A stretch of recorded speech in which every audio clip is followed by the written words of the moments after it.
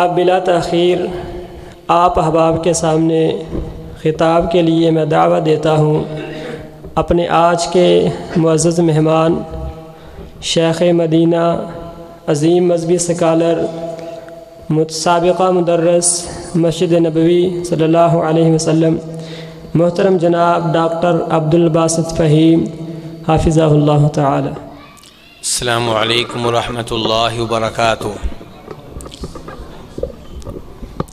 ان الحمد للہ نحمده ونستعینه ونستغفره ونعوذ باللہ من شرور انفسنا ومن سیئات اعمالنا من يهده الله فلا مضل له ومن يضلل فلا هادي له واشهد ان لا اله الا الله وحده لا شريك له واشهد ان محمدا عبده ورسوله يا ايها الذين آمنوا اتقوا الله حق تقاته ولا تموتن الا وانتم مسلمون يا ايها الناس اتقوا ربكم الذي خلقكم من نفس واحدة وخلق منها زوجها وبث منهما رجالا كثيرا ونساء واتقوا الله الذي تساءلون به والأرحام إن الله كان عليكم رقيبا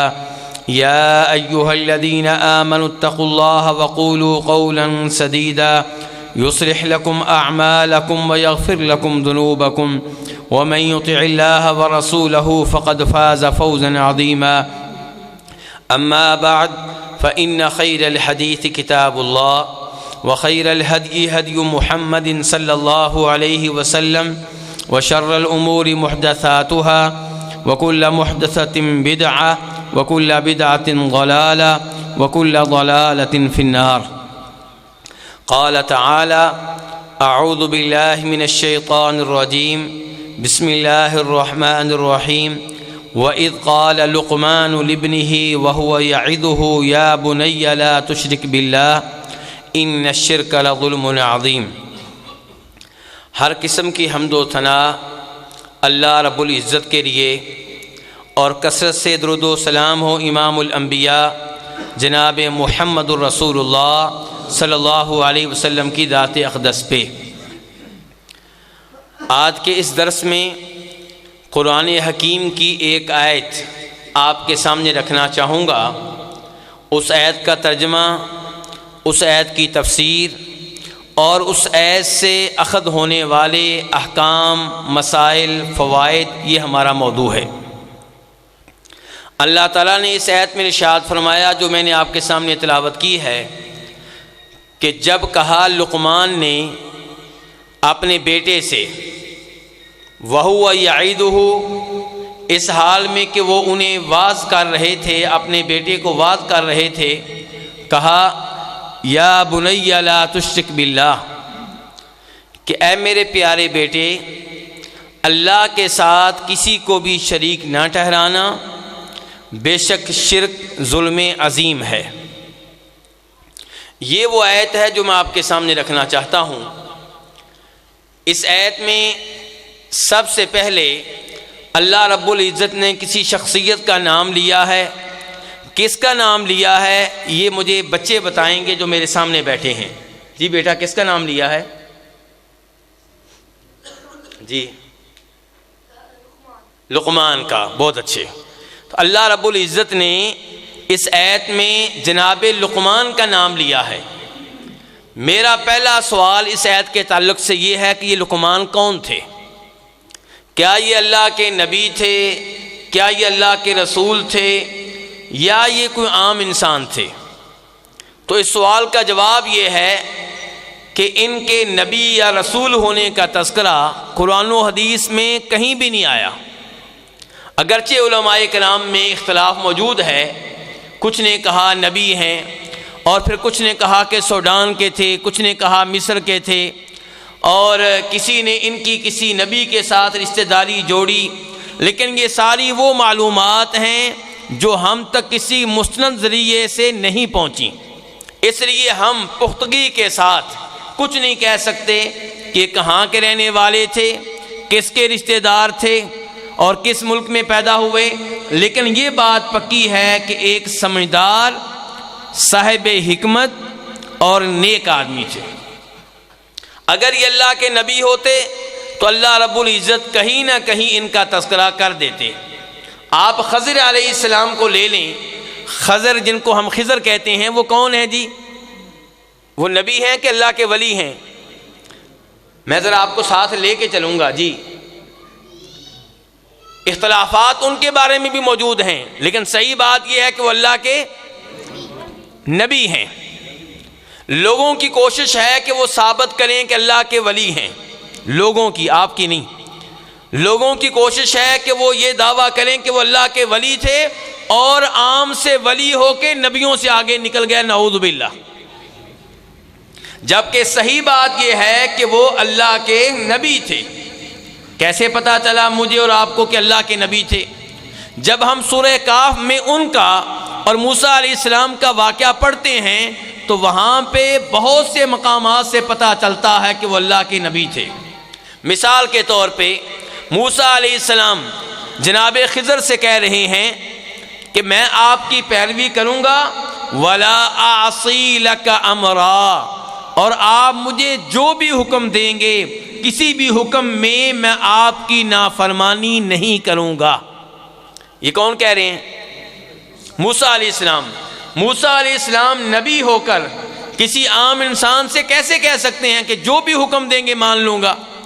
اگر وہ نبی نہ ہوتے تو یہ کہتے جو آپ کا حکم شریعت کے خلاف نہیں ہوگا وہ مان لوں گا۔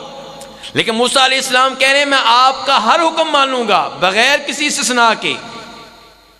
اور جب آخر میں موسیٰ علیہ السلام اور خضر علیہ السلام سے علیحدگی ہونے لگی آپس میں، تو وہاں پہ خضر علیہ السلام نے کہا تھا کہ وَمَا فَعَلْتُهُ عَنْ أَمْرِي، میں نے جو کچھ کیا، بچے کو قتل کیا، دیوار کو سیدھا کیا، کشتی میں سوراخ کیا، اس کو پھاڑ ڈالا، جو بھی میں نے کیا اپنے رب کے حکم سے کیا ہے، اپنی طرف سے نہیں کیا۔ تو اس کا مطلب یہ ہے کہ ان پہ وحی نازل ہوتی تھی، اس کا مطلب یہ ہے کہ اللہ رب العزت کے احکامات ان پہ نازل ہوتے تھے۔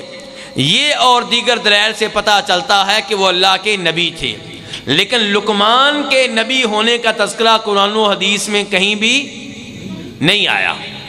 ان کو قرآن حکیم نے کیا کہا ہے؟ صاحب حکمت، دانا، عقل مند آدمی۔ تو اللہ تعالیٰ کہہ رہے ہیں وَإِذْ قَالَ لُقْمَانُ لِابْنِهِ، اور جب لقمان نے اپنے بیٹے سے کہا، اللہ رب العزت اپنے کلام میں کسی اور کی بات نقل کر رہے ہیں۔ کس کی؟ لقمان کی۔ اب یہاں پہ ایک سوال پیدا ہوگا کہ قرآن حکیم میں دیگر لوگوں کے جو اقوال آئے ہیں کیا وہ ہمارے لیے حجت ہیں؟ کیا ہم انہیں دلیل کے طور پہ قبول کر سکتے ہیں؟ کیا ہم انہیں دلیل کے طور پہ کسی اور کے سامنے پیش کر سکتے ہیں؟ کیا جواب ہے جی اس سوال کا؟ میں سوال کر رہا ہوں آپ سے، جواب دیجئے، حصہ ڈالیے اپنا۔ تو اس بارے میں علماء کرام نے وعدے کیا ہے کہ جب اللہ تعالیٰ اپنے قرآن میں کسی اور کی بات نقل کریں اور نقل کرنے کا انداز یہ ہو کہ اللہ تعالیٰ اس کی مذمت بیان کر رہے ہیں، اس کو برا کہہ رہے ہیں، اس کو غلط کہہ رہے ہیں، تو وہ بات ہمارے لیے حجت نہیں ہوگی۔ جیسا کہ قرآن میں فرعون کی کئی باتیں آئی ہیں، فرعون کی باتیں آئی ہیں کہ اس نے موسیٰ علیہ السلام سے یہ کہا اور پھر یہ بات کہی، بعد میں یہ بات کہی۔ اب فرعون کے اقوال اگرچہ قرآن میں آئے ہیں لیکن ہمارے لیے حجت اور دلیل نہیں ہے۔ لیکن اللہ رب العزت اگر کوئی بات اس انداز سے بیان کریں گویا کہ اللہ اس کی تعریف کر رہے ہیں، ستائش کر رہے ہیں اور اللہ رب العزت اس کے اوپر خاموشی اختیار کر رہے ہیں، تو پھر وہ بات ہمارے لیے حجت ہے، وہ دلیل ہے۔ آپ ایک آیت لیجئے، اللہ تعالیٰ فرماتے ہیں وَإِذَا فَعَلُوا فَاحِشَةً قَالُوا وَجَدْنَا عَلَيْهَا آبَاءَنَا وَاللَّهُ أَمَرَنَا بِهَا۔ آپ لوگوں کی توجہ چاہتا ہوں، مجھے پڑھے لکھے لوگ لگ رہے ہیں اور میں اسی لحاظ سے درس دینا چاہ رہا ہوں۔ اللہ تعالیٰ فرما رہے ہیں یہاں پہ کہ جب یہ لوگ بے حیائی کا کام کرتے ہیں، برائی کا کام کرتے ہیں، تو کیا کہتے ہیں کہ ہم نے اس بے حیائی پہ اپنے آباء و اجداد کو پایا وہ ایسا ہی کرتے چلے آ رہے ہیں، اور اللہ بھی یہی حکم دیتا ہے۔ کیا حکم دیتا ہے اللہ جی؟ جی بیٹا کیا اللہ حکم دیتا ہے؟ بے حیائی کے کام کرنے کا۔ کہنے لگے بے حیائی کا کام کرنے کے بعد کیا کہتے ہیں؟ نمبر ایک، ہمارے آباء و اجداد یہ کام کرتے چلے آئے ہیں، تو اس میں عجیب بات کون سی ہے؟ دوسرے نمبر پہ اللہ کا بھی یہی حکم ہے۔ اللہ نے آگے سے کیا کہا؟ قل ان اللہ لا یأمر بالفحشاء، آپ ان سے کہہ دیں کہ اللہ رب العزت بے حیائی کا حکم نہیں دیتا۔ اب اللہ نے ان کی گفتگو نقل کی، انہوں نے دو باتیں کی تھیں۔ پہلی بات کہ جو غلط کام ہم کر رہے ہیں تم انہیں غلط کہتے ہو، وہ غلط نہیں ہے کیونکہ ہمارے آباء و اجداد کرتے چلے آ رہے ہیں۔ نمبر دو، اللہ بھی یہی حکم دیتا ہے۔ اب اللہ نے اس بات پہ خاموشی اختیار کی کہ ہمارے آباء و اجداد بھی کرتے چلے آ رہے ہیں، اس کا مطلب ہے کہ واقعی ان کے آباء و اجداد بھی یہی حرکتیں کرتے تھے۔ لیکن جب انہوں نے یہ کہا کہ اللہ نے بھی یہی حکم دیا ہے، اللہ نے یہاں پہ خاموشی اختیار نہیں کی۔ اصحاب کہف کا واقعہ لے لیں آپ۔ اصحاب کہف کتنے تھے؟ اللہ تعالیٰ کہتے ہیں ثلاثۃ، کتنے تھے؟ 3۔ اصل میں ہم انگلش میں ماہر ہیں، عربی میں نہیں۔ ہمارے بچے کس چیز میں ماہر ہیں؟ انگلش میں، عربی میں نہیں۔ تو بہرحال کہنے لگے ہم 3 ہیں۔ اللہ تعالیٰ کہہ رہے ہیں کہ یہ لوگ کہتے ہیں کہ اصحاب کہف 3 تھے، چوتھا ان کا کیا تھا؟ کتا تھا۔ اور پھر اللہ نے یہ کہا کہ یہ بھی کہتے ہیں کہ وہ کتنے تھے؟ 5 تھے، اور چھٹا کیا تھا؟ اللہ نے کہا رجما بالغیب، اٹکل پچو لگا رہے ہیں۔ یعنی کہ اللہ نے بیان کر دیا کہ ان کی باتیں غلط ہیں۔ اللہ نے فوراً تبصرہ کر دیا کہ رجما بالغیب، اٹکل پچو لگا رہے ہیں، ان کے پاس کوئی دلیل نہیں ہے، کوئی یقینی علم نہیں ہے۔ اس کے بعد اللہ نے کہا اور کچھ لوگ کہتے ہیں کہ وہ کتنے تھے؟ 7، اور 8واں ان کا کیا تھا؟ یہاں پہ اللہ نے خاموشی اختیار کی، یہاں پہ اللہ نے کوئی تبصرہ نہیں کیا۔ اس کا مطلب یہ ہے کہ یہ قول درست ہے۔ اس کا مطلب یہ ہے کہ یہ قول کیا ہے؟ جو 2 قول غلط تھے اللہ نے وہ 2 قول نقل بھی کیے اور ان کا رد بھی کر دیا، اور تیسرا قول اللہ نے نقل کیا، اس پہ خاموشی اختیار کی۔ اس کا مطلب یہ ہے کہ یہ قول صحیح ہے۔ تو یہ اللہ رب العزت، اب خلاصہ کیا ہے؟ اتنی مثالیں دینے کے بعد دوبارہ اصول بیان کرنے لگا ہوں۔ قرآن حکیم میں جب اللہ تعالیٰ کسی اور کی بات نقل کریں، کسی اور کا قول بیان کریں، اس کے اوپر اگر اللہ تعالیٰ انکار کریں، اس کا رد کریں، یا انداز نقل کرنے کا ایسا ہو تو وہ قول ہمارے لیے حجت نہیں ہے، دلیل نہیں ہے۔ اور اگر اللہ تعالیٰ اس کی تعریف کریں یا مدح کے انداز میں خاموشی اختیار کریں، اس کا مطلب یہ ہے کہ وہ قول قابل قبول ہے۔ تو یہاں پہ اللہ تعالیٰ نے جو آیت جس کی تفسیر میں کرنے لگا ہوں، اس میں اللہ تعالیٰ کس کا قول بیان کر رہے ہیں؟ لقمان کا۔ وَإِذْ قَالَ لُقْمَانُ لِابْنِهِ، اور جب کہا لقمان نے اپنے بیٹے سے، وَهُوَ يَعِظُهُ، جب کہ لقمان اپنے بیٹے کو واعظ کر رہے تھے۔ اس سے پتہ چلا اپنے بیٹے کو واعظ کرنا چاہیے، اپنی اولاد کو واعظ کرنا چاہیے، اپنی اولاد کو سمجھانا چاہیے، ان کو لے کر بیٹھ جانا چاہیے اور بتانا چاہیے کہ دین کیا کہتا ہے، اللہ تعالیٰ کیا چاہتے ہیں، نبی علیہ السلام کی تعلیمات کیا ہیں۔ یہ صرف جناب لقمان کا طریقہ نہیں ہے، بلکہ انبیاء کرام علیہم السلام کا بھی طریقہ ہے۔ آپ دیکھ لیں جناب یعقوب علیہ السلام نے مجلس لگائی ہوئی ہے، کب؟ جب وہ فوت ہو رہے تھے۔ ام کنتم شہداء اذ حضر یعقوب الموت اذ قال لبنیہ ما تعبدون من بعدی۔ میرے بھائیو، موت میرے اوپر بھی آنی، آپ کے اوپر بھی آنی ہے۔ یہاں سے عبرت حاصل کیجئے۔ اللہ نے یہ پرانی باتیں قرآن پاک میں کیوں بیان کی ہیں؟ تاکہ ہم اگر اچھی ہیں تو ان کے اوپر عمل کریں، بری ہیں تو ان سے دور رہیں۔ اب لقمان علیہ السلام کا یعقوب علیہ السلام کا واقعہ اللہ نے کیوں بیان کیا؟ تاکہ میں اور آپ بھی فوت ہوتے وقت اپنی اولاد کو ویسی نصیحت کریں جیسی نصیحت کون کر رہے ہیں؟ یعقوب علیہ السلام۔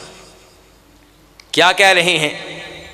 ما تعبدون من بعدی، نبی توحید والے، اولاد بھی توحید کے اوپر، اس کے باوجود توحید و شرک کے موضوع کی اتنی اہمیت ہے کہ جناب یعقوب علیہ السلام بیٹوں سے سوال کر رہے ہیں، مجھے بتاؤ میرے فوت ہونے کے بعد کس کی عبادت کرو گے؟ آج اہل حدیث لوگ، اہل توحید لوگ سمجھتے ہیں کہ ہم تو توحید کے اوپر ہیں، مولوی صاحب بار بار توحید پتہ نہیں کیوں بیان کرتے ہیں، بار بار درس توحید کے اوپر، شرک کے اوپر کیوں؟ مجھے یہیں سے ایک بات یاد آ گئی۔ امام محمد بن عبد الوہاب کا نام سنا ہے آپ لوگوں نے؟ آپ لوگوں کی توجہ چاہتا ہوں، آپ ادھر دیکھنا شروع کر دیتے ہیں۔ کن کا نام لیا میں نے بیٹا؟ محمد بن عبد الوہاب، جنہوں نے توحید و شرک کے موضوع پہ بڑا کام کیا ہے سعودی عرب میں۔ انہوں نے وہاں سے شرک کا خاتمہ کیا، ورنہ ریاض وغیرہ کی جانب ایسی قبریں موجود تھیں جن قبروں کا عورتیں طواف کیا کرتی تھیں، جن قبروں پہ عورتیں بیٹا لینے کے لیے آیا کرتی تھیں۔ امام محمد بن عبد الوہاب رحمہ اللہ نے وہاں سے شرک کا خاتمہ کیا، اور انہوں نے توحید کے اوپر ایک کتاب لکھی ہے۔ اس کتاب کا نام کون بتائے گا؟ بچوں میں سے کون بتائے گا جو کتاب محمد بن عبد الوہاب رحمہ اللہ نے لکھی ہے؟ کوئی بچہ بتائے؟ جی بتائیں۔ کتاب و توحید، اللہ آپ کو جزائے خیر دیں۔ آپ کہیں اسکول سے تو نہیں آئے؟ وہاں سے آئے ہیں، چلیں ماشاءاللہ، پھر بھی اللہ آپ کو جزائے خیر دیں۔ یہ فائدہ ہوا نا اسکول میں بچے کو داخل کرنے کا، دینی اسکول میں داخل کرنے کا۔ ہوپ آف جنہ سے آئے ہیں نا؟ یہ ہوپ آف جنہ سے آئے ہیں۔ آپ کے پڑوس میں اسکول موجود ہے۔ میں اسلام آباد سے آیا ہوں، میرا بیٹا اسی اسکول میں پڑھتا ہے، اسلام آباد سے پڑھنے کے لیے یہاں پہ آتا ہے، کوئی وجہ تو ہے نا یہاں پہ پڑھتا ہے۔ تو آپ بھی سوچیں اپنی اولاد کے بارے میں کہ آپ کی اولاد کو کہاں پڑھنا چاہیے۔ تو کتاب التوحید امام محمد بن عبد الوہاب رحمہ اللہ نے لکھی۔ اب یہ اپنے شاگردوں کو یہی کتاب پڑھایا کرتے تھے، ساتھ اور کتابیں بھی پڑھاتے تھے۔ جب کتاب التوحید ختم ہوتی، دوبارہ اسی کتاب کا درس شروع کر دیتے۔ کس کتاب کا حصہ؟ کتاب التوحید کا۔ شاگرد تنگ آ گئے، بار بار کتاب التوحید، بار بار کتاب التوحید اتنی دفعہ پڑھ لی ہے، اب اس کی جگہ پہ کوئی اور کتاب لگانی چاہیے۔ استاد صاحب سے بات کی، استاد جی اب یہ کتاب ہم نے یاد ہوگی، ہمیں سمجھ گیا ہم اس کو، آپ کو اور کتاب اس کی جگہ پہ ہمیں پڑھائیں۔ یہ مثال ہم لوگوں کے اوپر صحیح فٹ آتی ہے۔ ہم لوگ بھی توحید و شرک کی باتیں ہم نہیں سننا چاہتے، کیونکہ ہم سمجھتے ہیں کہ ہم توحید کے اوپر ہیں، ہم سمجھتے ہیں کہ ہم شرک کے قریب نہیں جاتے۔ یہ ہمارا دعویٰ ہے، ہمارا گمان ہے۔ امام محمد عبد الوہاب خاموش رہے، انہوں نے فوری طور پہ کوئی جواب نہیں دیا۔ توجہ چاہتا ہوں آپ کی، جو بھی صاحب آتے ہیں ماشاءاللہ بڑے معزز عالم دین آئے ہیں، لیکن آپ لوگ جو بھی آتا ہے اس کو دیکھنا شروع کر دیتی ہیں۔ یہ سلسلہ کب تک چلے گا؟ تو محمد عبد الوہاب رحمہ اللہ خاموش رہے، اور چند دنوں کے بعد اپنے درس میں آ کے کہا کہ فلاں علاقے میں ایک آدمی نے اپنی بیٹی کے ساتھ غلط حرکت کی ہے، منہ کالا کیا ہے۔ کیا کہا جی آپ نے؟ بولیں استغفر اللہ کہا ہے۔ انہوں نے بھی یہی کہا تھا۔ کیا کہا تھا؟ استغفر اللہ، توبہ، کانوں کو ہاتھ لگائے، اتنا برا کام، وہ بھی اپنی سگی بیٹی کے ساتھ۔ شیخ صاحب خاموش رہے۔ ایک دن پھر آ کر کہتے ہیں کہ فلاں علاقے میں ایک قبر ہے جس کا وہاں کے لوگ طواف کرتے ہیں۔ شاگردوں نے اس کے اوپر بھی استغفر اللہ کہا، لیکن اس بار رد عمل اتنا شدید نہیں تھا جتنا پہلی بار تھا۔ شیخ صاحب نے کہا کہ آج مجھے یقین ہو گیا ہے کہ آپ کو کتاب و توحید پڑھانے کی بار بار ضرورت ہے۔ ابھی تک آپ توحید کی شان نہیں سمجھ سکے، ابھی تک آپ جان نہیں سکے کہ شرک کتنا خطرناک مرض ہے۔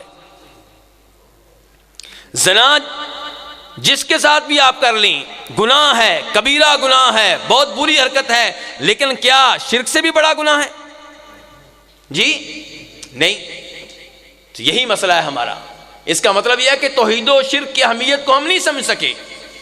یہاں پہ آپ دیکھیے یعقوب علیہ السلام نبی ہیں، اور اولاد کس کی ہے؟ نبی کی اولاد ہے، اور فوت ہوتے وقت یہ نہیں کہہ رہے کہ وہ کوٹھی فلاں بیٹے کو دے دینا اور یہ کوٹھی فلاں بیٹے کو دے دینا، اس بیٹی کا رشتہ ادھر کر دینا، اس بیٹی کا رشتہ ادھر کر دینا۔ ہم فوت ہوتے وقت یہی باتیں کر رہے ہوتے ہیں. لیکن یعقوب علیہ السلام کیا کہہ رہے ہیں؟ میرے بعد کس کی عبادت کرو گے؟ کہا نعبد الہک و الہ آبائک و ابراہیم و اسماعیل و اسحاق. ہم آپ کے معبود کی عبادت کریں گے اور اس معبود کی عبادت کریں گے جو آپ کے والد کے معبود تھے، آپ کے دادا کے معبود تھے، آپ کے پردادا کے معبود تھے، اور وہ معبود ایک ہی ہے. تو میرے بھائیوں، یہاں پہ یعقوب علیہ السلام نے اپنی اولاد کو نصیحت کی ہے یا نہیں کی؟ کس بارے میں کی ہے؟ توحید و شرک کے موضوع پہ گفتگو کی ہے. تو اپنی اولاد کو نصیحت کرنا، توحید و شرک کا مسئلہ سمجھانا، یہ انبیاء کرام علیہم السلام کی سنت ہے، ان کا طریقہ ہے. جناب ابراہیم علیہ السلام اپنی بیگم اور اپنے بیٹے اسماعیل علیہ السلام کو مکہ چھوڑ کے آ رہے ہیں. بے آب و گیا وادی، جہاں پہ کوئی کھیتی باڑی نہیں ہے، پھل اور فروٹ نہیں ہے، غلہ نہیں ہے، پانی نہیں ہے، اور اللہ سے دعا کیا کر رہے ہیں؟ وَإِذْ قَالَ إِبْرَاهِيمُ رَبِّ اجْعَلْ هَٰذَا الْبَلَدَ آمِنًا، آگے وَاجْنُبْنِي وَبَنِيَّ أَن نَّعْبُدَ الْأَصْنَامَ، یا اللہ اس شہر کو امن والا شہر بنا دے، اور مجھے، نبی اپنے بارے میں کہہ رہے ہیں، مجھے اور میرے بیٹوں کو بتوں کی عبادت سے محفوظ رکھنا. اور میں اور آپ کیا کہتے ہیں؟ جی میرے بیٹے، ہم تو اہل حدیث لوگ ہیں بھائی، ہم تو اہل توحید ہیں، میرے بیٹوں کو کوئی مسئلہ نہیں ہے. اور اس لیے ہم گھر میں اس موضوع پہ گفتگو ہی نہیں کرتے.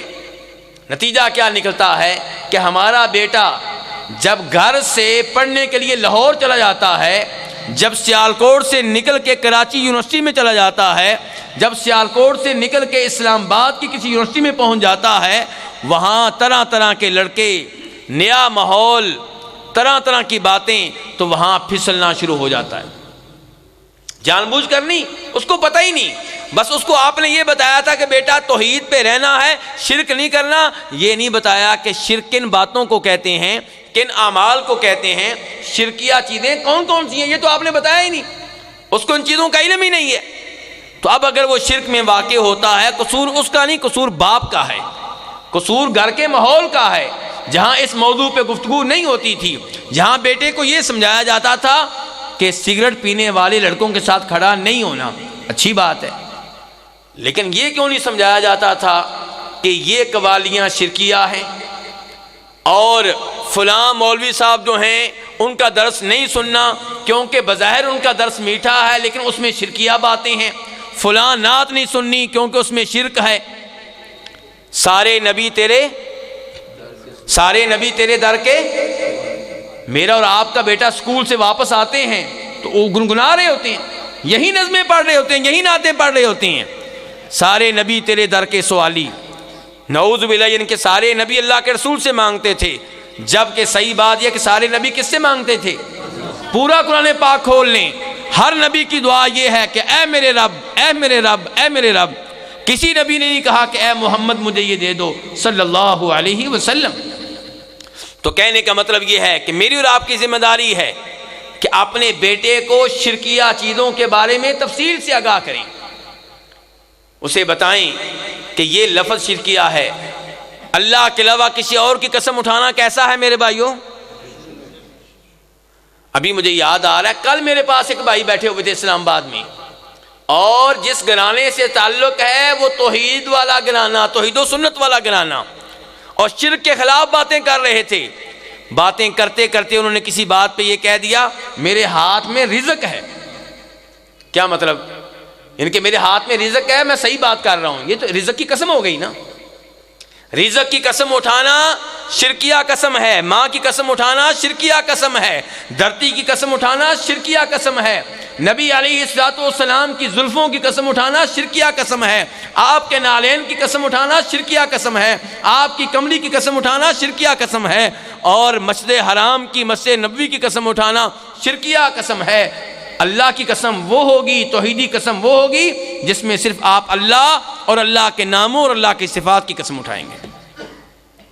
کیا اتنی تفصیلات کے ساتھ ہم اپنے بیٹے کو خبردار کرتے ہیں توحید و شرک کے موضوع پہ؟ کیا ایسا نہیں ہے کہ ہمارے گھر میں یہ سوچ پائی جاتی ہے کہ جب سے یہ لڑکی ہمارے گھر میں آئی ہے، بہو بن کر آئی ہے، گھر میں بڑی مصیبتیں آ رہی ہیں، بڑی منحوس لڑکی ہے یہ؟ کسی انسان کو منحوس جاننا، کسی دن کو، بدھ کے دن کو منحوس جاننا، کسی تاریخ کو، 13 تاریخ کو منحوس جاننا، کسی نمبر کو منحوس جاننا، کسی آواز کو منحوس جاننا، اور کسی سال کو، مہینے کو، محرم کے مہینے کو، صفر کے مہینے کو منحوس جاننا، کیا یہ چیز انسان کو شرک میں داخل نہیں کر دیتی؟ شرک میں داخل کر دیتی۔ اور ہم سب کا خیال یہ ہے کہ ہم توحید کے اوپر ہیں، ہم سب کا خیال یہ ہے کہ ہم شرک نہیں کرتے۔ کیا ہمارے کئی بچوں کے بازو میں تعویذ نہیں ہے، گلے میں تعویذ نہیں ہے؟ جبکہ نبی علیہ الصلوۃ والسلام کے پاس امام احمد روایت کرتے ہیں 10 لوگ آتے ہیں بیعت کرنے کے لیے، آپ کے ہاتھوں پہ مسلمان ہونے کے لیے۔ آپ نے 9 سے بیعت لے لی، 10ویں سے بیعت نہیں لی۔ نبی علیہ السلام سے کہا گیا آپ اس سے بیعت کیوں نہیں لیتے؟ فرمایا اس لیے کہ اس نے تعویذ باندھا ہوا ہے۔ اس نے تعویذ اتار کر پھینک دیا، تب آپ نے بیعت لی، اور اسی موقع پہ آپ نے کہا تھا من علق تمیمۃ فقد اشرک، جو تعویذ لٹکائے گا وہ شرک کرے گا۔ اب آپ کے تعویذ میں اگر قرآن کی آیتیں ہیں، نبی علیہ السلام کی بتائی ہوئی دعائیں ہیں، تو میں آپ کے تعویذ کو شرک نہیں کہوں گا، پھر بھی میں اس کے پہننے کو درست نہیں سمجھتا، کیونکہ صحابہ کرام رضوان اللہ علیہم اجمعین نے اپنے بچوں کو یا خود تعویذ نہیں پہنے۔ وہ قرآن پاک کے بارے میں یہ عقیدہ رکھتے تھے کہ اس میں شفا ہے، لیکن شفا کیسے لیتے تھے؟ دم کر کے، تلاوت کر کے، پڑھنے سے شفا لیتے تھے، گلے میں لٹکانے سے نہیں۔ بالکل ایسے ہی جیسے قرآن پاک بیان کرتا ہے شہد میں کیا ہے جی؟ شفا ہے۔ اب اگر کوئی آدمی یہ مسئلہ سننے کے بعد کہ شہد میں شفا ہے، گلے میں 5-6 شہد کی بوتلیں لٹکا لے، تو کیا شفا مل جائے گی ایسا؟ کیا اس کا طریقہ درست ہوگا؟ سب اس کو کیا کہیں گے؟ پاگل، مینٹل۔ شہد میں شفا ہے، لیکن شفا کیسے ملے گی؟ شہد کھانے سے۔ قرآن پاک میں شفا ہے، کیسے ملے گی؟ تلاوت کرنے سے۔ اگر آپ نے تعویذ ہی پہننا ہے تو پورا قرآن پاک گلے میں لٹکا لے، پھر ایک آیت کیوں، 2 آیتیں کیوں، 30 کے 30 پارے گلے میں لٹکا لے۔ تو کہنے کا مطلب یہ ہے کہ یہ چند مثالیں میں آپ کو دے رہا ہوں جو انسان کو شرک میں داخل کر دیتی ہیں، اور یہ چیزیں ہمارے معاشرے میں عام ہیں۔ طوطے والے کے پاس جانا ٹھیک ہے جی حاجی صاحب، یہ اپنے ہاتھوں کی لکیریں دکھانا اور پھر مشورہ کرنا کہ شادی کس مہینے میں کروں، کس تاریخ میں کروں، کس لڑکی سے کروں، کیا یہ مسلمان کا کام ہے؟ کیا یہ چیزیں انسان کو شرک سے خارج نہیں کر دیتی؟ یقیناً یہ چیزیں انسان کو شرک میں داخل کر دیتی ہیں، توحید سے خارج کر دیتی ہیں۔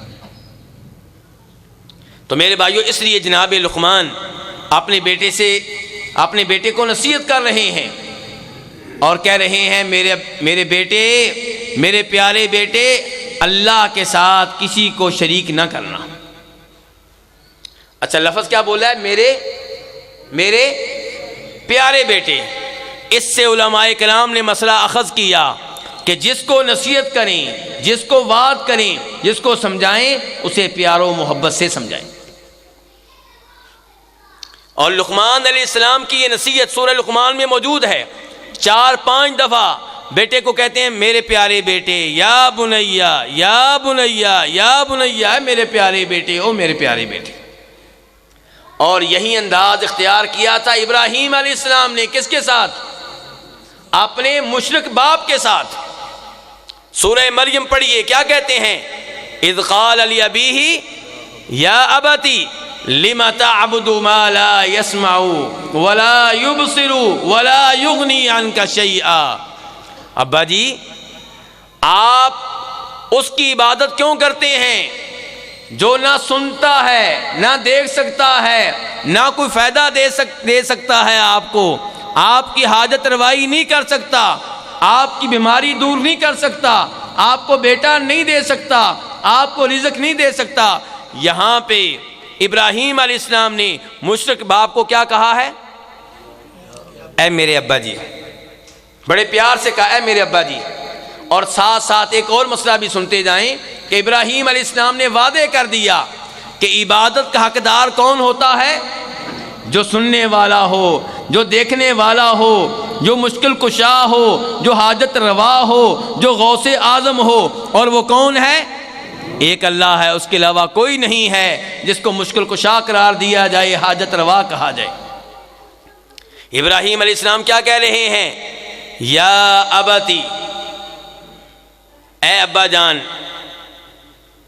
لم تعبد الشیطان، آپ شیطان کی پیروی کیوں کرتے ہیں؟ اور یہاں پہ بھی کیا کہا؟ اے ابا جی۔ اور کبھی کہتے ہیں اے ابا جی میرے پاس وہ علم آیا جو آپ کے پاس نہیں ہے، وہاں بھی کہہ رہے ہیں ابا جی۔ تو 4 دفعہ ابراہیم علیہ السلام نے نیتوں میں کہا ابا جی ابا جی ابا جی۔ اور باپ کون ہے؟ مشرک۔ تو مشرک کو بھی جب آپ واز کریں گے، نصیحت کریں گے، پیار و محبت سے کریں گے، اور جب سگا بیٹا ہو، توحید کے اوپر ہو، اس کو سمجھانا ہو، تو انداز کتنا پیارا ہونا چاہیے خود آپ سوچ لیں۔ لیکن کئی والد اللہ ان کو ہدایت دے، او گدے، یہ بیٹے کو بلا رہے ہیں۔ اللہ نے اتنی بڑی نعمت دی، انسان بیٹا دیا، اور باپ کیا کہہ رہا ہے؟ او گدے۔ کیا یہ سمجھانے کا انداز ہوتا ہے؟ یہ انداز اختیار نہیں کرنا چاہیے۔ انبیاء کرام علیہم السلام کا یہ انداز نہیں ہے۔ نبی علیہ السلام اپنے چچا، بخاری شریف کی حدیث، فوت ہونے والے ہیں، اس میں دونوں مسئلے آ جائیں گے۔ ایک مسئلہ یہ کہ توحید کی اہمیت، شرک سے روکنے کی اہمیت، اور دوسرے نمبر پہ کہ وعد و نصیحت کرتے ہوئے جس کو وعد و نصیحت کرنی ہے پیار و محبت سے بلانا ہے۔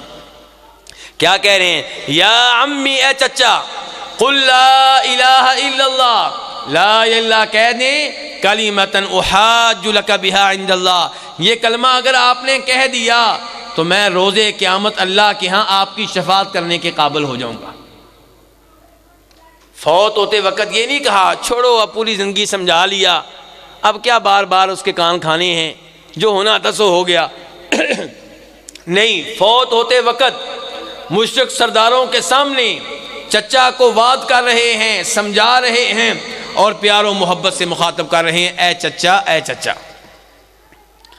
اور نبی علیہ الصلوۃ والسلام جب آپ پہ یہ آیت نازل ہوئی، وَأَنذِرْ عَشِيرَتَكَ الْأَقْرَبِينَ، کہ اپنے قریبی رشتہ داروں کو خبردار کیجئے، ان کو وعد کیجئے، ان کو توحید بتائیے، ان کو شرک سے روکیے۔ تو آپ نے رشتہ داروں کو جمع کیا، صفا پہاڑ پہ کھڑے ہوئے کیا کہا تھا؟ اے جماعت قریش، اے عبد مناف کی اولاد، اے میرے چچا عباس، اے میری پھپھو صفیہ، اے میری بیٹی فاطمہ، اپنے آپ کو جہنم کی آگ سے بچا لو۔ لا اغنی عنکم من اللہ شیئا، میں اللہ کے مقابلے میں تمہیں کوئی فائدہ نہیں دے سکوں گا۔ فاطمہ، سلینی من مالی ما شئتی، میرے مال سے جتنا لینا ہے لے لو، لیکن روز قیامت اللہ سے تمہیں بچا نہیں سکوں گا۔ تو آپ نے اپنے رشتہ داروں کو توحید کی دعوت دینا، شرک سے روکنا، اور اپنی اولاد کو بار بار توحید کا عقیدہ سکھانا، یہ میری اور آپ کی ذمہ داری ہے۔ ہم سگریٹ سے روکتے ہیں، لوفر لڑکوں کے ساتھ گھومنے پھرنے سے روکتے ہیں، لیکن توحید و شرک کے موضوع پہ اتنی گفتگو نہیں کرتے جتنی کرنی چاہیے۔ اور جناب لقمان نے یہی کام کیا ہے، اور کیا کہا ہے؟ لا تشرک باللہ، اللہ کے ساتھ شریک نہیں کرنا۔ کس کو؟ یہ بڑی اہم بات ہے۔ اللہ رب العزت عام طور پہ یہ بیان نہیں کرتے کہ میرے ساتھ کس کو شریک نہیں کرنا، بس یہ کہتے ہیں میرے ساتھ شریک نہیں کرنا۔ کس کو؟ یہ اللہ ذکر نہیں کرتے عام طور پہ۔ کیوں؟ یہ بتانے کے لیے کہ اللہ تعالیٰ کہنا چاہتے ہیں میرے ساتھ کسی کو بھی شریک نہیں کرنا، نہ کسی فرشتے کو، نہ کسی جن کو، نہ کسی انسان کو، نہ کسی قبر کو، نہ کسی پتھر کو، نہ کسی درخت کو، نہ جبریل علیہ السلام کو، نہ عیسیٰ علیہ السلام کو، نہ موسیٰ علیہ السلام کو، نہ محمد رسول اللہ کو، نہ کسی صحابی کو، نہ جناب علی کو، نہ شیخ عبد القادر جیلانی کو، کسی کو بھی اللہ کے ساتھ شریک کرنے کی اجازت نہیں ہے۔ اور وجہ کیا بتائی ہے، سبب کیا بتایا ہے؟ ان الشرک لظلم عظیم، وجہ یہ ہے شرک سے کیوں روک رہا ہوں بیٹا، اس لیے کہ شرک سب سے بڑا ظلم ہے۔ شرک ظلم عظیم ہے۔ ظلم کس کو کہتے ہیں جی؟ کسی چیز کو وہاں پہ رکھ دینا جہاں اس کا حق نہ بنتا ہو۔ اگر کوئی انسان نعوذ باللہ بہن کے ساتھ وہ حرکت کرے جو بیوی والی ہوتی ہے تو یہ کیا ہو جائے گا؟ ظلم ہو جائے گا۔ ماں کو ماں کے حقوق دیں، بیوی کو بیوی کے حقوق دیں، بہن کو بہن کے حقوق دیں، ہر ایک کو اس کا وہ حق دیں جو اس کا بنتا ہے۔ دائیں بائیں کریں گے تو ظلم ہو جائے گا۔ تو یہاں پہ شرک کو ظلم قرار دیا گیا ہے، اور حقیقت ہے کہ شرک سے بڑا ظلم کیا ہوگا؟ توحید کس کا حق ہے؟ ہر سجدہ اللہ کا حق، ہر رکوع اللہ کا حق، جس کے نام پہ ہر جانور ذبح کیا جائے وہ اللہ ہے۔ یہ سب حقوق اللہ کے ہیں۔ جب آپ کسی اور کو دیں گے تو آپ ظلم کریں گے۔ اور پھر کہ دیتے بھی کس کو ہیں؟ یا تو کوئی ہو نا اللہ کے برابر کا، یا اللہ کے قریب کا۔ اللہ کا حق دیتے کس کو ہیں؟ اس انسان کو جو پیشاب پخانے کا محتاج ہے، جو اپنے ہاتھ سے گندگی کو صاف کرتا ہے، جو اپنے آپ کو پیشاب پخانے سے محفوظ نہ رکھ سکا، جو اپنے آپ کو ناک کی گندگی سے محفوظ نہ رکھ سکا، جو جب رات کو سویا ہوتا ہے اس کی نیچے سے ہوا نکل رہی ہوتی ہے، منہ سے تھوک نکل رہا ہوتا ہے، بے ہوش، کسی بات کا علم نہیں، اس کو اللہ کا شریک بنایا جا رہا ہے۔ اس سے بڑا ظلم کیا ہوگا؟ اور شریک بھی کب بناتے ہیں؟ اگر زندگی میں بنائے نا، زندگی میں، تو پھر بھی تھوڑی سی شاید کسی کے ذہن میں بات آ جائے کہ بھی سنتا ہے، دیکھتا ہے، چاہے عارضی طور پہ سنتا ہے، چاہے محدود سنتا ہے، کمرے کی آوازیں سنتا ہے، دوسرے کمرے کی آوازیں نہیں سنتا۔ 10 آدمیوں کو دیکھتا ہے، ان کے پیچھے کیا ہے وہ نہیں دیکھ پاتا، دیوار کے پیچھے کیا نہیں دیکھ پاتا، قوت سماعت کمزور ہے، قوت بصارت کمزور ہے، لیکن چلیں کچھ نہ کچھ تو ہے۔ مشکل کشا تب قرار دیتے ہیں، سجدے تب کرتے ہیں، دعائیں تب کرتے ہیں جب وہ قبر میں چلا جاتا ہے۔ جب اللہ تعالیٰ کہتے ہیں کہ وَمَا أَنْتَ بِمُسْمِعٍ مَّن فِي الْقُبُورِ، کہ اب یہ قبر میں چلا گیا ہے، اب آپ اسے اپنی آواز نہیں سنا سکتے۔ وَهُمْ عَنْ دُعَائِهِمْ غَافِلُونَ، جب صورتحال یہ ہو جاتی ہے کہ اللہ تعالیٰ کہتے ہیں کہ تمہاری دعا سے غافل ہے، بے خبر ہے، لا علم ہے، تو کہتا ہے کہ میں فلاں قبر پہ گیا تھا، بابا جی نے مجھے بیٹا دے دیا، اللہ تعالیٰ کہتا ہے اس کو تو پتہ بھی نہیں تھا کہ تو قبر پہ آیا کہ نہیں آیا۔ سننا دور کی بات، بیٹا دینا دور کی بات، وَهُمْ عَنْ دُعَائِهِمْ غَافِلُونَ، تمہاری دعا سے غافل، بے خبر، لا علم، کسی بات کا پتہ ہی نہیں۔ تو شرک میرے بھائیو ظلم عظیم ہے۔ اور جب اللہ رب العزت نے یہ آیت نازل کی تھی الذین آمنوا ولم یلبسوا ایمانہم بظلم اولئک لہم الامن وہم مہتدون، کیا ترجمہ ہے اس آیت کا؟ کہ وہ لوگ جو ایمان لے آئے، کس پہ ایمان لے آئے؟ اللہ پہ، اور اللہ کے فرشتوں پہ، اور اللہ کے رسولوں پہ، اور آسمانی کتابوں پہ، اور آخرت کے دن پہ، بہت اچھے، اور ایک چیز رہ گئی بس، نہیں وہ تو آخرت میں آ گیا بیٹا، ایک چیز رہ گئی ہے، تقدیر پہ، کہ دنیا میں جو کچھ ہو رہا ہے اللہ کو پہلے سے معلوم ہے، بلکہ اللہ نے لکھ رکھا ہے، اور آج دنیا میں جو کچھ ہو رہا ہے اس کے مطابق ہو رہا ہے، ذرا بھی آگے پیچھے نہیں ہو سکتا، اس کا نام تقدیر ہے۔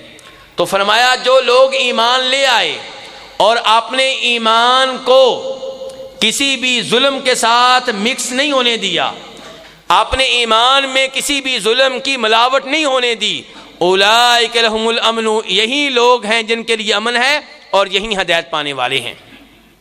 کون ہدایت پانے والے ہیں جی؟ ایسا بتائیں پھر، اب ہدایت کے اوپر کون ہیں؟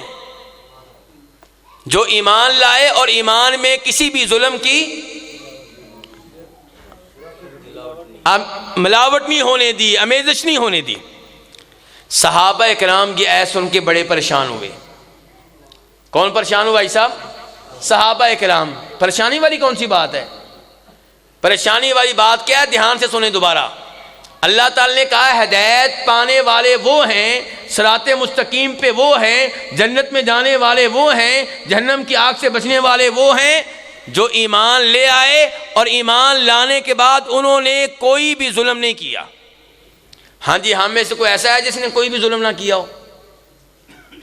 صبح و شام ظلم کرتے ہیں، کبھی ماں کے اوپر ظلم، کبھی بیٹے کے اوپر ظلم، کبھی پڑوسی کے اوپر ظلم، کبھی رشتہ دار کے اوپر ظلم، کبھی اپنے اوپر ظلم۔ صبح و شام ظلم کر رہے ہیں کہ نہیں کر رہے؟ آج صاحب سوئے ہوئے لگتا ہے آپ لوگ تو، اور ظلم کر رہے ہیں کہ نہیں کر رہے ہم لوگ؟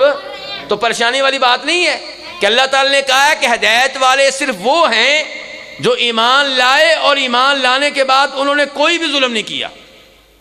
صحابہ کرام پریشان ہو گئے، نبی علیہ الصلوۃ والسلام کے پاس آئے اور کہا اللہ کے رسول اینا لم یظلم نفسہ، ہم میں سے کون ہے جس نے اپنے اوپر ظلم نہیں کیا؟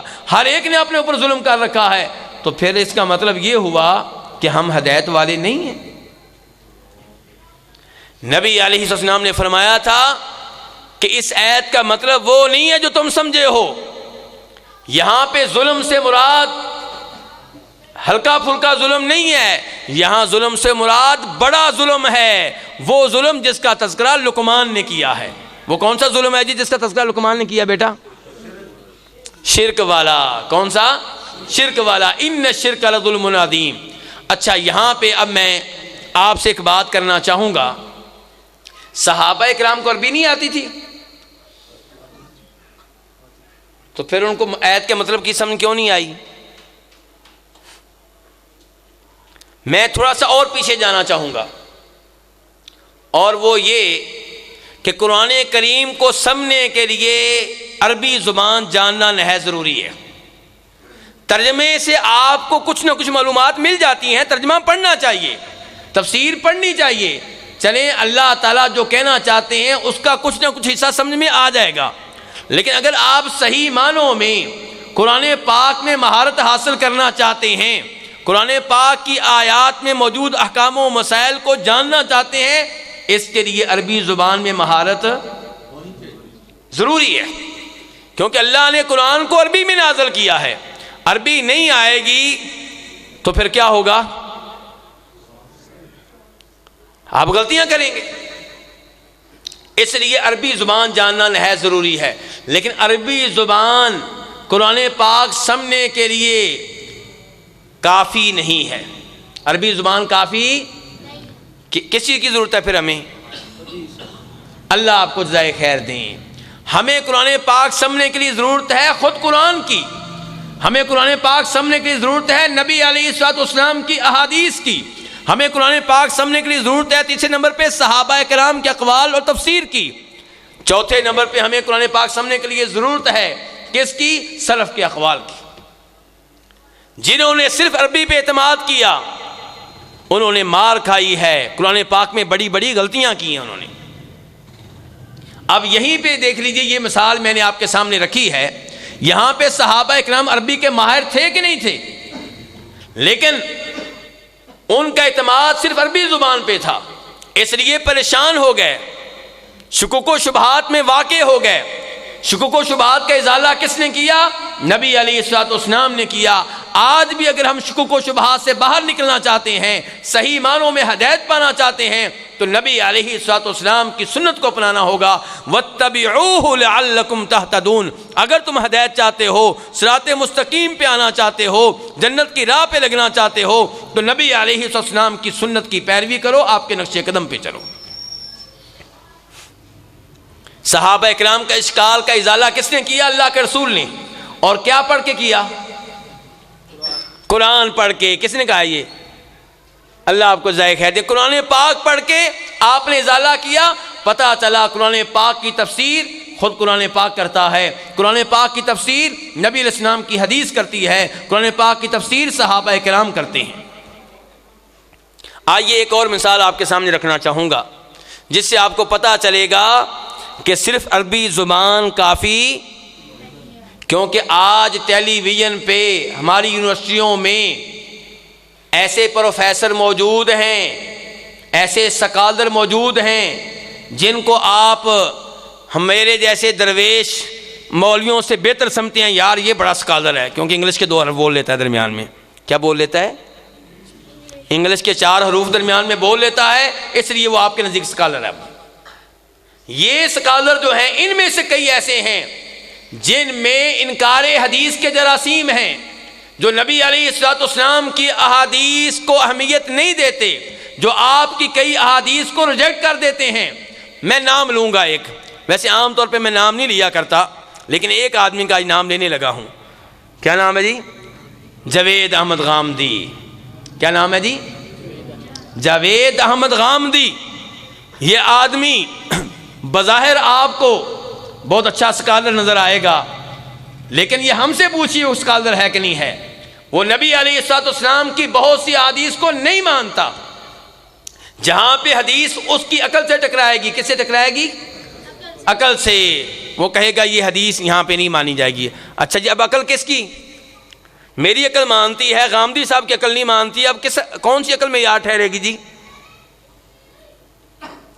اور عقلیں کتنی ہیں انسانوں کی؟ بے شمار۔ اب کس کی عقل میں یاد ٹھہرے گی؟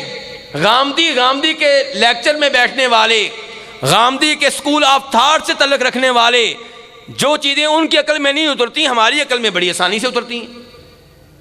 آپ کی عقل کو ان یونیورسٹیوں نے خراب کر دیا ہے، آپ کی عقل کو انگریزوں نے خراب کر دیا ہے۔ آپ کی عقل میں یار نہیں ہے، جو عقل میں یار ہے وہ جناب محمد رسول اللہ کی ہے، صحابہ کرام کی ہے صلی اللہ علیہ وسلم۔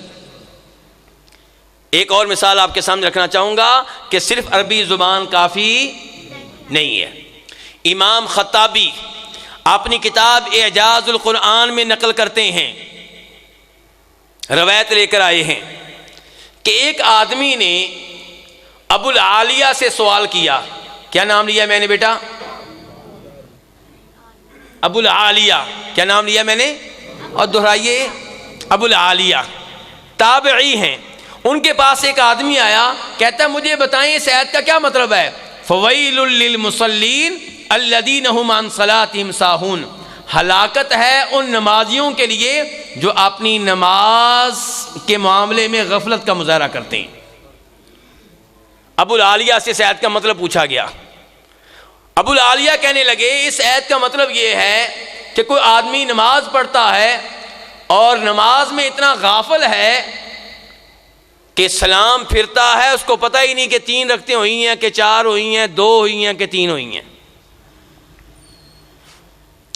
امام حسن بصری وہ قریب میں بیٹھے ہوئے تھے، کہا ابو العالیہ نہیں یہ مطلب نہیں ہے اس آیت کا جو آپ بتا رہے ہیں۔ کیا مطلب ہے جی؟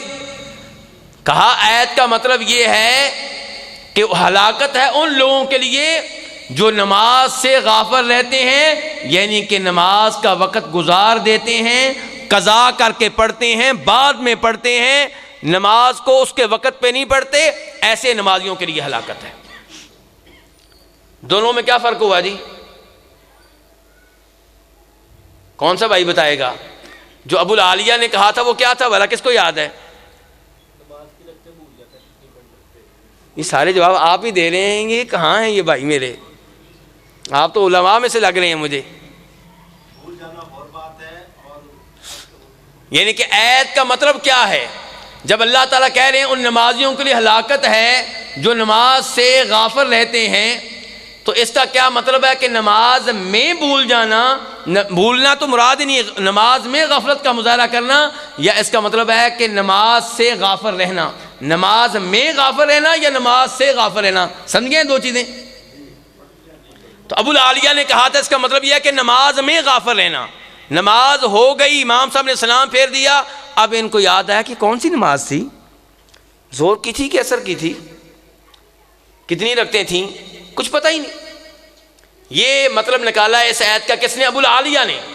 امام حسن بصری نے کہا نہیں، اس کا مطلب یہ نہیں ہے کہ نماز میں غافل رہتے ہیں، اس کا مطلب یہ ہے کہ جو نماز سے غافلت نماز پڑھنے کے لیے ٹائم پہ آتے ہی نہیں ہیں۔ امام حسن بصری نے وہاں پہ ان کو خبردار کیا، کہا ابو العالیہ غور کریں، اللہ نے کہا ہے الذین ہم ان کہا ہے، فی نہیں کہا، سے کہا ہے، میں نہیں کہا۔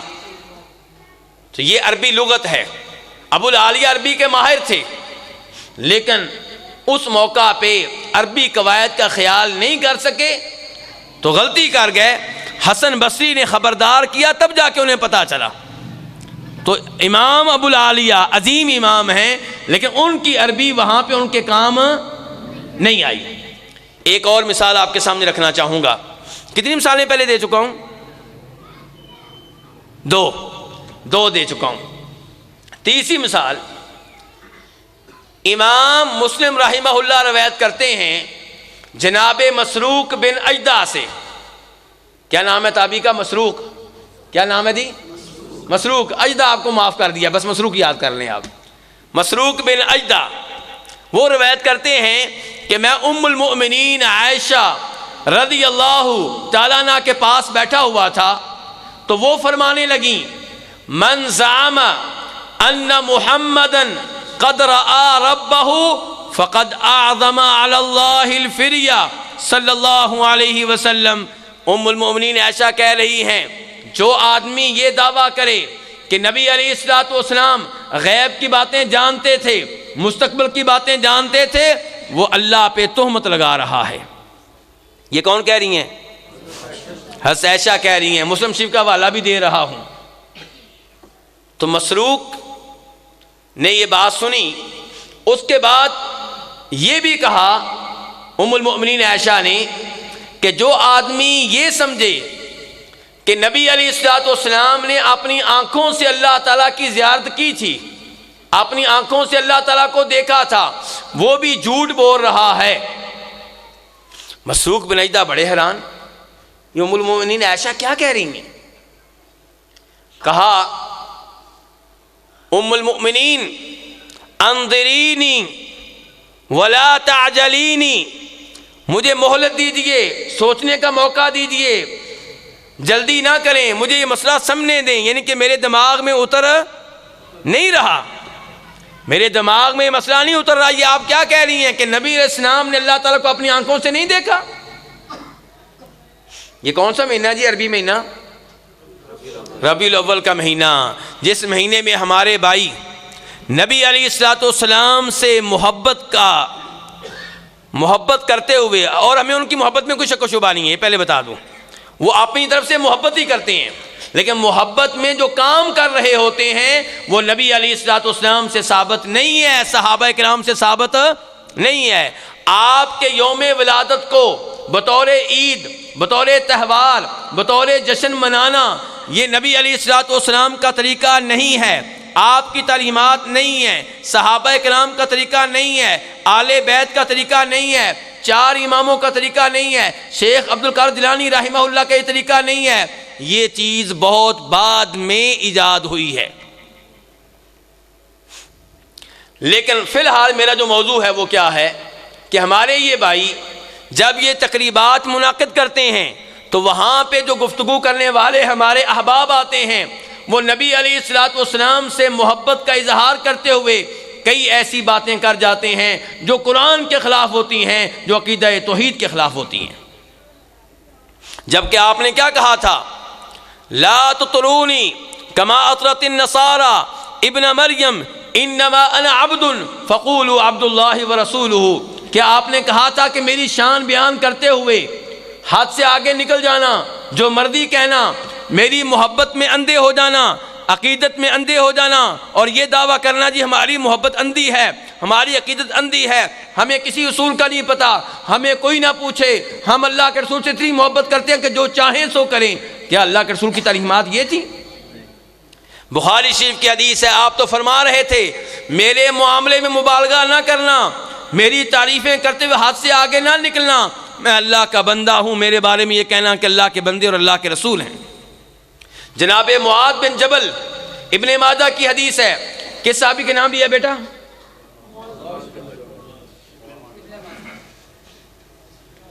اب آپ کے ابا جی آپ کو دیکھ رہے ہوں گے، بعد میں آپ کی پٹائی ہو جانی ہے۔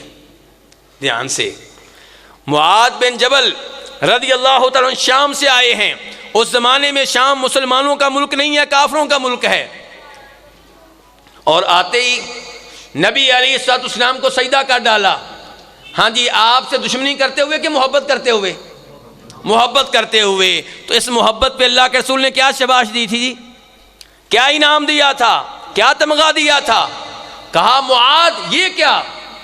جناب معاذ فرمانے لگے اللہ کے رسول علیہ السلام میں شام گیا تھا، وہاں پہ میں نے شامیوں کو دیکھا اپنے بادشاہوں کو، اپنے وزیروں کو، اپنے مولویوں کو، اپنے پادریوں کو سجدہ کرتے ہیں. تو میں نے سوچا تھا کہ اگر ان ظالموں کو سجدہ ہو سکتا ہے جن کی کوئی حیثیت نہیں ہے تو آمنہ کے لال کو سجدہ کیوں نہیں ہو سکتا؟ میں نے وہیں پہ عہد کیا تھا کہ جب آپ سے ملاقات ہوگی آپ کو سجدہ کروں گا. تو نبی علیہ السلام نے کیا فرمایا تھا صلی اللہ علیہ وسلم؟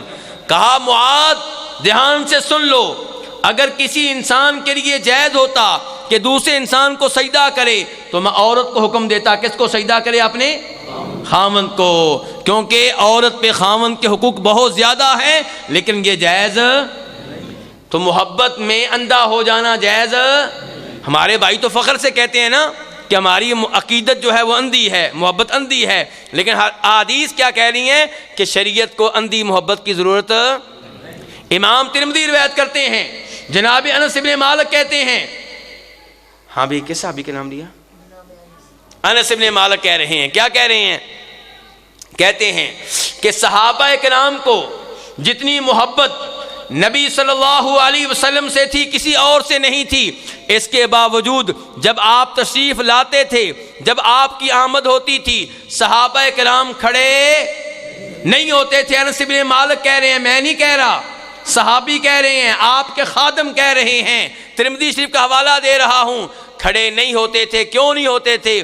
انس بن مالک کہتے ہیں اس لیے کہ صحابہ کرام جانتے تھے کہ نبی علیہ السلام اپنی آمد پہ کھڑے ہونے کو پسند نہیں کرتے.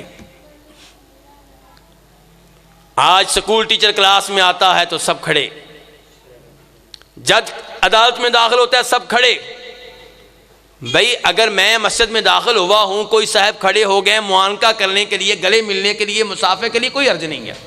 لیکن بلا مقصد صرف تعظیم کے طور پہ کھڑے ہونا اور پھر بیٹھ جانا، جب وہ بیٹھے گا تب، جب اجازت دے گا تب، یہ غلط ہے، یہ درست نہیں ہے. تو کہنے کا مطلب یہ ہے کہ نبی علیہ السلام نے محبت کا یہ انداز پسند کیا، آپ نے صحابہ کرام کو یہ انداز اختیار کرنے دیا. اور آج ہمارے بھائی آپ پہ سلام پڑھتے ہوئے کھڑے ہو جاتے ہیں اور یہ تصور کرتے ہیں گویا کہ اللہ کے رسول آ رہے. جب آپ موجود تھے تب آپ نے صحابہ کرام کو اپنے لیے کھڑا ہونے کی اجازت نہیں دی، تو آج یہ اجازت کیسے ہو سکتی ہے؟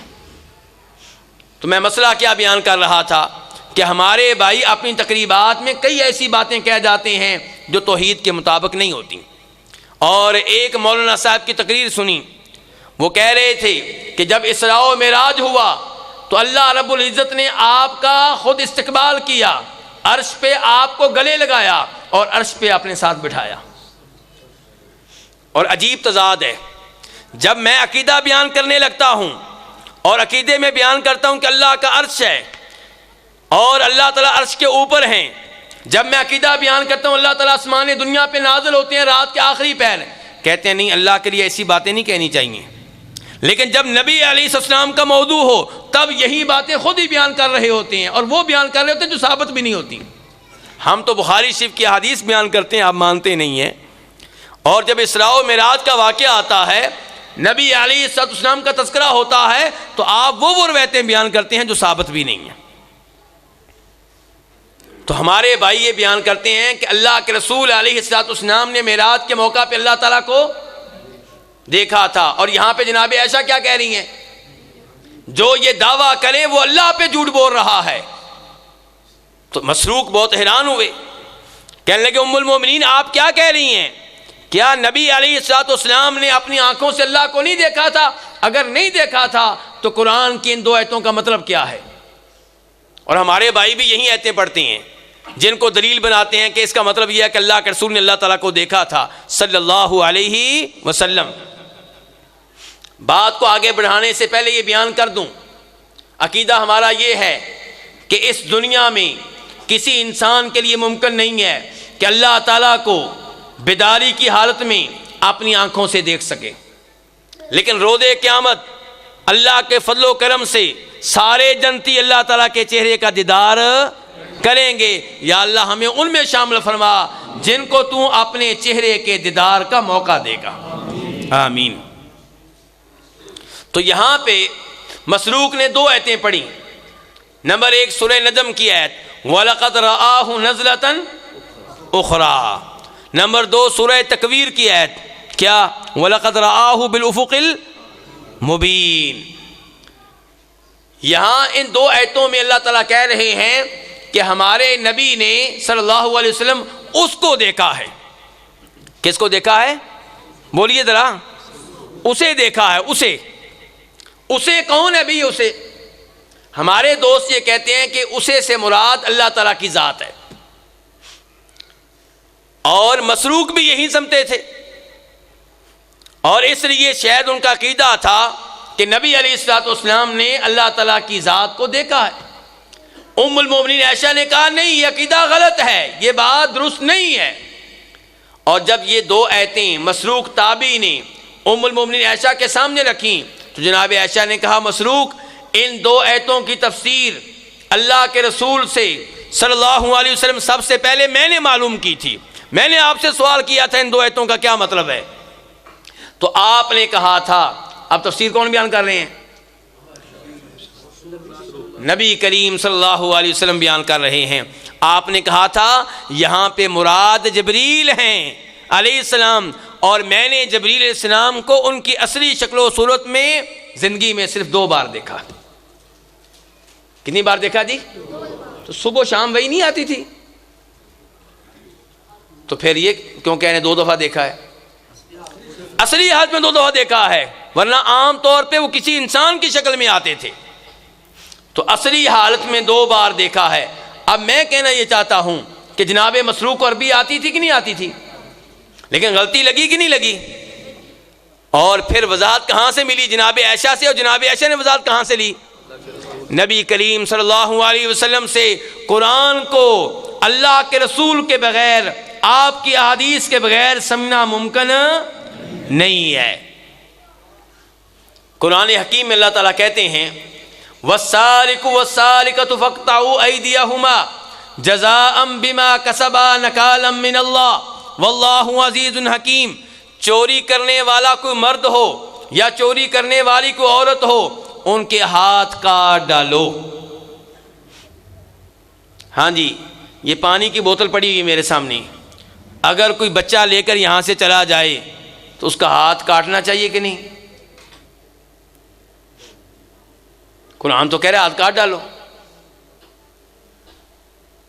اور بتائیے نا، یہاں نبی علیہ الصلوۃ والسلام سے رابطہ کرنا پڑے گا، تو آپ بتائیں گے نمبر 1 کہ لا تقطع ید السارق الا فی ربع دینار فصاعدا، کہ صرف اسی چور کا ہاتھ کاٹا جائے گا جو ایسا مال چوری کرے جس کی قیمت 1 دینار کی چوتھائی کے برابر ہو۔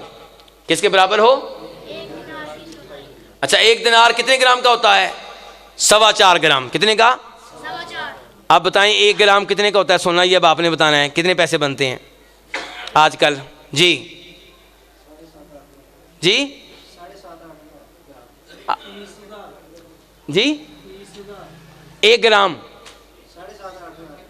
8,000 بتا رہے ہیں جی، 8,000 کا 1 گرام ہے۔ اس کا مطلب یہ ہے کہ اگر کسی نے 5,000 کی چیز چوری کی ہے، اس کا ہاتھ نہیں کاٹا جائے گا، تو بوتل چوری کرے اس کا ہاتھ کاٹا جائے گا کہ نہیں کاٹا جائے گا؟ تو پھر تو لوگ چوریاں شروع کر دیں گے، 5,000 کی چیزیں، 4,000 کی چیزیں۔ اس کا بھی حل موجود ہے۔ اس کا مطلب یہ نہیں ہے کہ اس کو سزا نہیں ملے گی، اس کو سزا ملے گی لیکن ہاتھ نہیں کاٹا جائے گا۔ اس کو جج جو ہے جیل میں بھیج دے گا 1 سال کے لیے، جرمانہ ڈال دے گا اس کے اوپر 50,000 روپیہ، اور کوئی سزا دی جائے گی، لیکن ہاتھ تب کاٹا جائے گا جب چوری کم از کم 1 دینار کی چوتھائی کے برابر ہو، یعنی کہ آج کل کے لحاظ سے جیسے بھائی بتا رہے ہیں 8,000 روپیہ۔ تو اگر آپ یہاں پہ حدیث کو نہیں لیں گے، آپ کہیں گے ہمیں حدیث کی ضرورت نہیں، ہمیں عربی آتی ہے، تو آپ اپنے بچوں کے پھر ہاتھ کاٹنے شروع کر دیں گے۔ تو اس لیے نبی علیہ الصلوۃ والسلام کی احادیث کی طرف رجوع کرنا نہایت ضروری ہے، تبھی آپ قرآن پاک کا مفہوم صحیح معنوں میں سمجھ سکیں گے۔ ایک اور آیت اللہ تعالیٰ فرماتے ہیں وَإِذَا ضَرَبْتُمْ فِي الْأَرْضِ فَلَيْسَ عَلَيْكُمْ جُنَاحٌ أَن تَقْصُرُوا مِنَ الصَّلَاةِ إِنْ خِفْتُمْ أَن يَفْتِنَكُمُ الَّذِينَ كَفَرُوا۔ توجہ چاہتا ہوں آپ لوگوں کی۔ اور جب تم زمین میں سفر کرو تو نماز قصر کرنے میں کوئی حرج نہیں ہے۔ کب؟ سفر کرو۔ لیکن آگے اللہ نے ایک شرط لگا دی ہے کہ جب تم سفر کرو اور سفر میں دشمن کی طرف سے خوف و خطرہ ہو۔ قصر کرنے کی اجازت کب ہے جی حاجی صاحب؟ جب دشمن کی طرف سے کیا خوف ہو؟ تو دو شرطیں ہوگی، قصر کرنے کی دو شرطیں ہوگی، نمبر ایک سفر، نمبر دو خوف۔ ہاں جی، آج کل جب آپ یہاں سے اسلام آباد جاتے ہیں، اسلام آباد میں آپ قصر کرتے ہیں کہ نہیں کرتے؟ راستے میں کرتے ہیں کہ نہیں کرتے؟ کوئی خوف ہے؟ پھر کیوں کر رہے ہیں؟ یعلا بن امیہ کہتے ہیں میں نے امیر المؤمنین جناب عمر فاروق سے یہی سوال کیا کہ اللہ نے تو کہا ہے کہ ان خفتم، اگر دشمن کا خوف و خطرہ ہو تب قصر کر سکتے ہیں، اور ہم آج کل قصر کر رہے ہیں، آج تو امن ہے، دشمن کا کوئی خوف و خطرہ نہیں ہے۔ تو جناب امیر المؤمنین عمر فاروق کہنے لگے یہی سوال میں نے نبی علیہ الصلوۃ والسلام سے کیا تھا، اور آپ نے کہا تھا صدقۃ تصدق اللہ بہا علیکم فاقبلوا صدقہ، کہ اللہ نے شرط لگائی تھی کہ قصر تب کر سکتے ہیں جب دشمن کا خوف و خطرہ ہو، لیکن پھر اللہ نے یہ شرط معاف کر دی اور اللہ نے رخصت دے دی، یہ اللہ نے تمہارے اوپر صدقہ کیا، اللہ کا صدقہ قبول کر لو۔ میرے بھائی، قرآن حکیم سمجھنے کے لیے نبی علیہ الصلوۃ والسلام کی احادیث کی طرف رجوع کرنا نہایت ضروری ہے۔ اب میرا آخر میں آپ لوگوں سے سوال یہ ہے، پھر میں آپ کے سوالوں کی طرف آؤں گا انشاءاللہ، کہ یہ میرا موضوع کیا تھا؟ میں کدھر سے کدھر نکل گیا؟ کوئی بیان کسی کو پتہ ہے میرا موضوع تھا کیا؟